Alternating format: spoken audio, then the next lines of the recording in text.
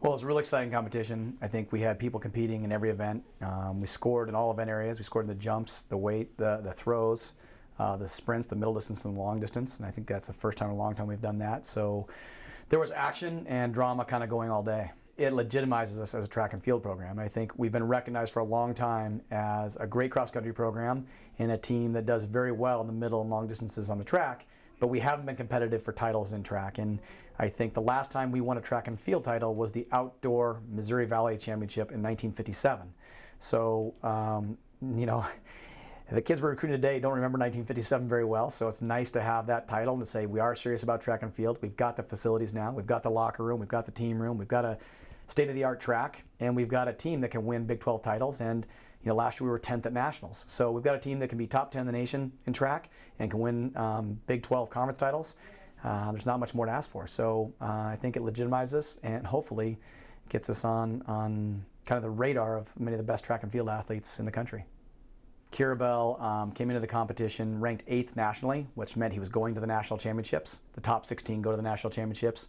But he was personally concerned that he might get passed, this being the last weekend you could run a qualifying time, and really wanted to run just the 3,000 meters to protect his time and run a little faster and guarantee him a spot to the national championships. But we felt he was safe and said, you know what, if you run 3 events and you can win all 3, we can win the conference title. Without you, we can't, and we'll leave it up to you. And he thought about it and decided that it was worth it to go after the team title. And unfortunately, 10 people passed him, and he found out about 5 minutes before the start of the 3,000 meters that he was now out of the national championships. And that was a pretty hard thing for him to deal with, and got kind of emotional, and then just gathered himself, well, I'm going to go try to run faster and qualify on my own. And did run faster and moved up a spot, but still missed the national championships by about 0.2 seconds. And kind of heartbreaking. But at the end of the day, he said, you know what, I really wanted to go. I think I could have won the national title in the 3,000 meters, but I wouldn't give it up for the team title in the Big 12 championships. So big sacrifice from Kirabel. He had an absolutely heroic weekend running 11,000 meters worth of racing and winning three titles and coming home with 30 points. 30 of our 112 was scored by one guy. So he had a great weekend. Shane Moskowitz did the same triple that Kirabel did and finished second to him twice, and then 8th in the 3,000. And then Tyreek Hill had a monster weekend. He scored 18 points. So those 3 guys scored about 55, 60 points between the 3 of them, and that was almost half our points.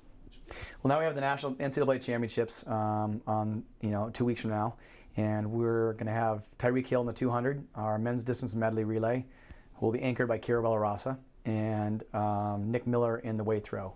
And on the women's side, we have 2 freshmen that qualified in the 800 meters. So real excited for the women as well, who we're very young right now. We're kind of doing the same thing we did with the men and building our core and our base around our middle distance runners. And we've got a very, very young but talented group of athletes in that event area, and 2 of them are going to the national championships as freshmen, which is really rare and really hard to do.